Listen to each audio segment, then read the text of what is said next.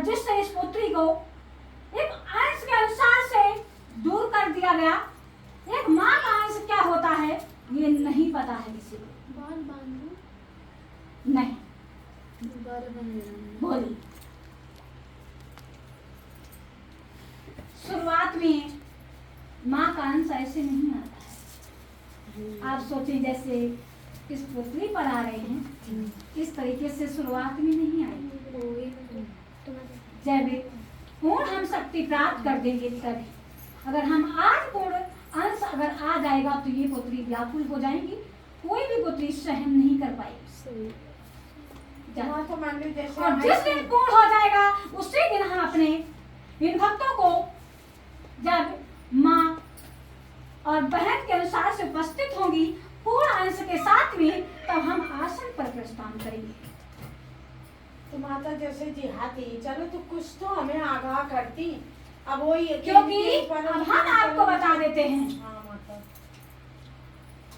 क्योंकि पुत्री अगर भाग की नौकरी लिखित में तो आ जाती है और लिखित के बाद में क्या होता है वो भाग दंगा जाता है, कहता है पता नहीं लगेगी अर्थात नहीं लगेगी। और इस कारण से अगर वो कर्तव्य नहीं करता है तो उसकी नौकरी हट जाती है, भले ही लिखित हो।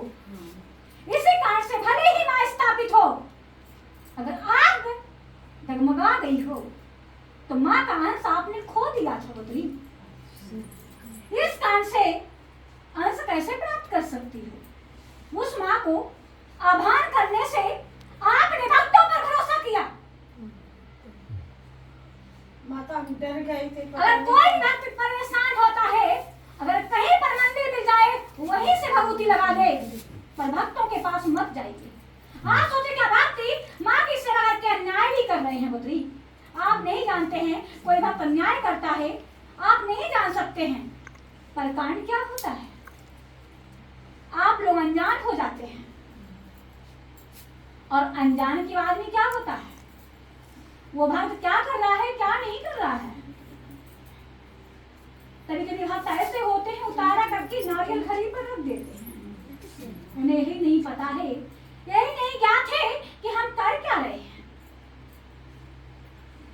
कांड ये होता है।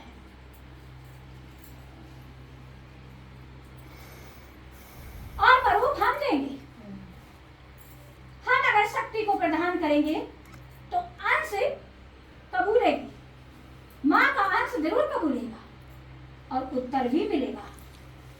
आपने जो भी 2 प्रश्न किए हैं आपको जवाब मिला है।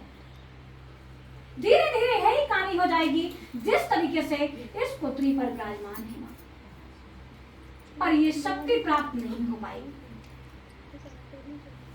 अब आप सोचे कौन सी शक्ति? सिर्फ बहन काली की ही शक्ति प्राप्त होगी, हर लोग की शक्ति प्राप्त नहीं होगी। जातना ऐसा काई माता समय होता है, अब इन पर डिपेंड है ये भोग परचो सफल हो जाए।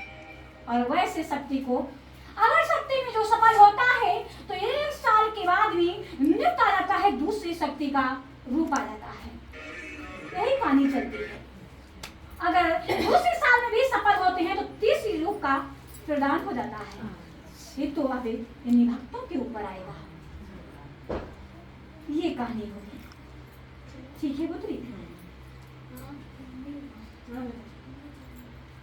पुत्री को जल्दी जी, क्योंकि उन भक्तों के पास में अनेकों बार हमने विराजमान किया है और इन भक्तों के पास में 2 बार किया है, इसलिए जल्दी अवश्य। एक दिन तो बड़ा पता नहीं माता है वो है का है, बड़ा दिमाग रात में उलझन होगी। माता कौन ये परूप तो हम देंगे तुम्हें, क्योंकि शंका करने पर शंका ही प्रदान होता है, उसका फल प्रदान नहीं होता है बेटी। वही तो माता ऐसे दिमाग अपने आप अपनी नहीं आई लगे, पता नहीं का है कैसी ऐसी। अब आपको ये दिख रहा है कि तुम्हारी पुत्री सही रहती है और रक्षा होती है, हाँ हाँ किसी को समस्या नहीं आएगी। ना माता सही। ये हमारा वचन रहेगा पुत्री। ऐसे माँ वचन नहीं लेती है। हाँ, माता बच रही है अच्छे से रहे। सब संकट बहुत संकट से बाबा 5-6 साल भटकत भटकत हम लोग